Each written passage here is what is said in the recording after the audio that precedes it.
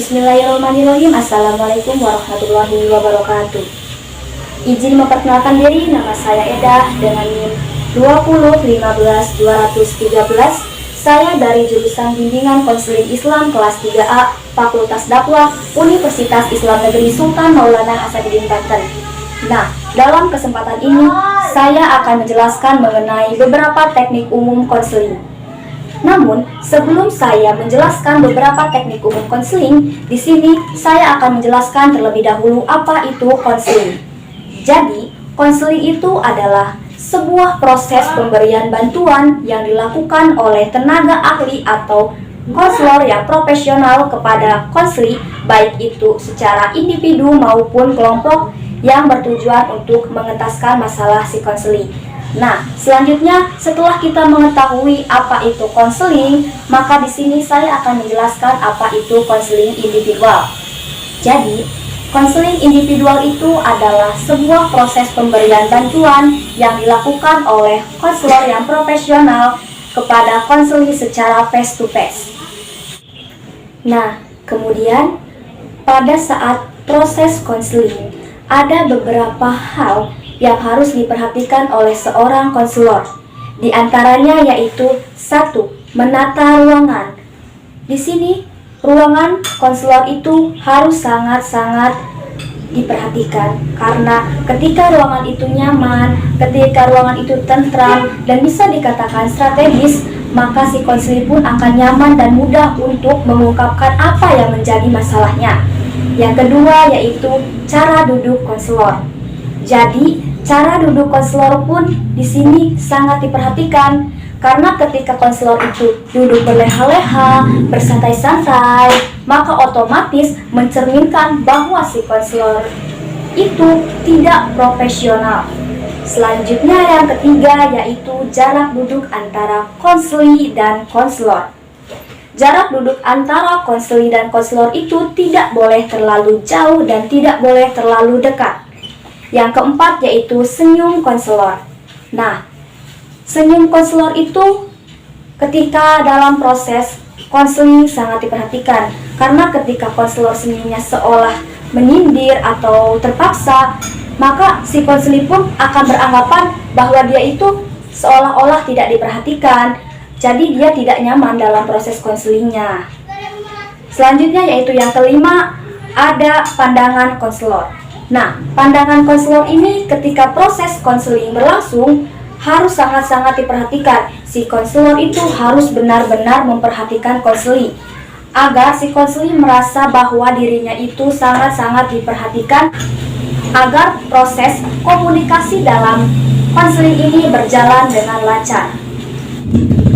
Nah, selanjutnya saya akan menjelaskan mengenai teknik membangun hubungan antara konselor dan konseli.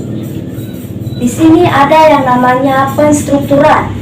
Jadi, apa itu penstrukturan? Penstrukturan itu sendiri adalah sebuah proses yang dilakukan oleh konselor untuk memberikan batasan-batasan tertentu terhadap konseli agar proses konseli berjalan dengan lancar. Isi dari penstrukturan itu sendiri yaitu yang pertama, apa itu konseling? Yang kedua, apa tujuan konseling? Yang ketiga, asas-asas konseling. Yang keempat, peran antara konselor dan konseling. Nah, penstrukturan ini pun dibagi ke dalam dua jenis. Yang pertama yaitu penstrukturan penuh, di mana penstrukturan penuh ini adalah penstrukturan yang dilakukan oleh seorang konselor ketika si konseli ini belum pernah melakukan proses konseling sebelumnya. Yang kedua yaitu penstrukturan sebagian. Nah, penstrukturan sebagian ini dilakukan oleh konselor kepada konseli ketika konseli itu sudah pernah mengalami proses konseling sebelumnya. Nah, yang kedua itu adalah attending. Attending itu adalah suatu proses memberikan perhatian kepada konseli agar proses komunikasi yang dilakukan pada saat konseling itu berjalan dengan lancar. Biasanya di sini ada sikap melayani konselor, baik dari segi pandangan, ekspresi wajah, sikap kepala, dan sebagainya itu sangat-sangat diperhatikan. Nah, Kemudian saya akan mencontohkan bagaimana itu teknik membangun hubungan, baik itu penstrukturan maupun attending.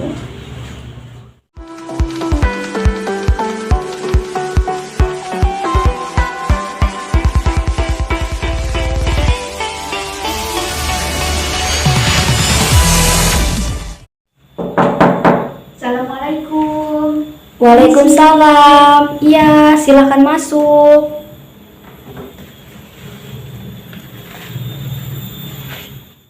Silakan duduk, Mbak. Iya, Sebentar ya, Mbak. Saya ambilkan minum terlebih dahulu. iya Mbak.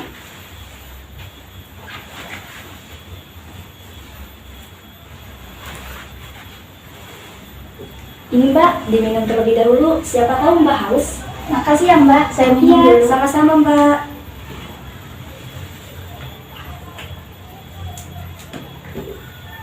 Oh ya, Mbak.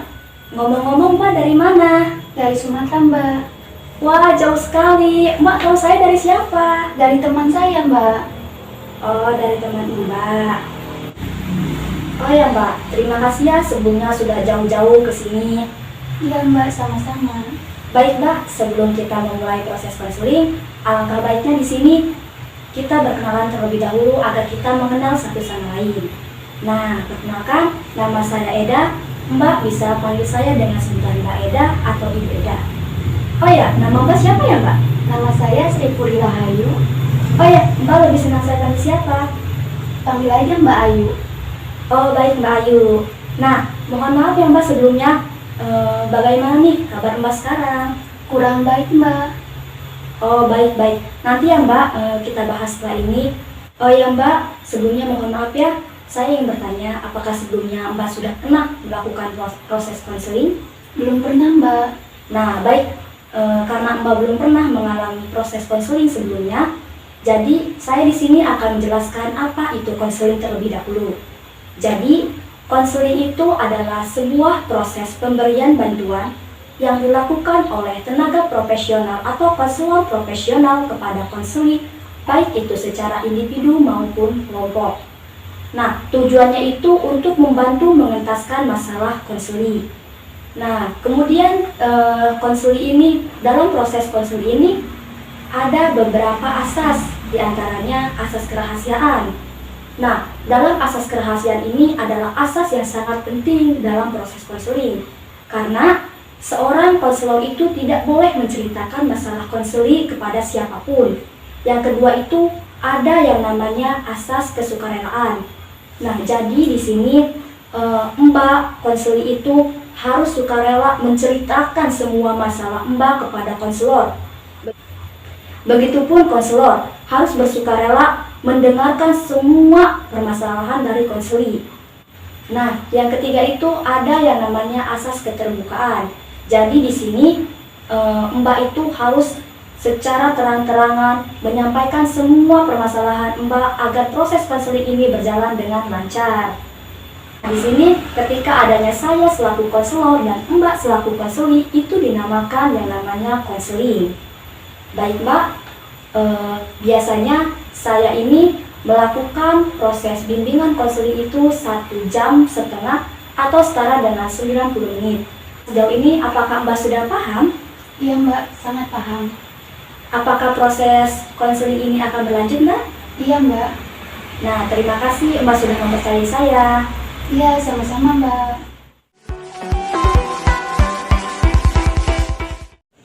Baik, setelah kita mengetahui beberapa teknik membangun hubungan antara konselor dan konseli, di sini saya akan menjelaskan beberapa teknik umum dalam konseling.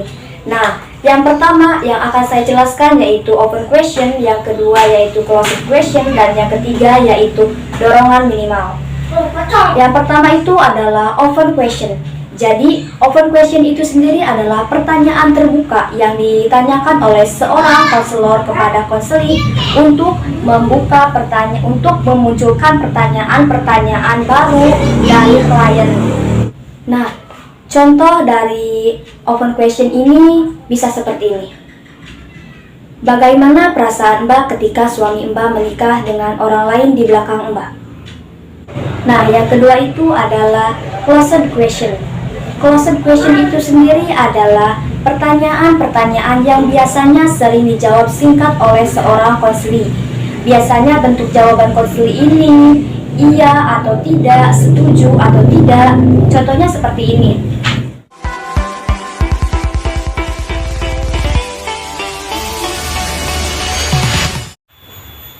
Oh ya Mbak, saya ingin bertanya, apakah perasaan Mbak sangat hancur ketika suami Mbak menikah lagi? Iya Mbak, sangat hancur saya. Nah, yang ketiga itu ada yang namanya dorongan minimal. Dorongan minimal itu adalah semua isyarat seperti kata atau komunikasi fase pendek yang menunjukkan persetujuan kepada apa yang telah disampaikan oleh konseli. Biasanya seorang konselor itu menjawab dengan kata terus, iya, dan sebagainya. Ini contohnya.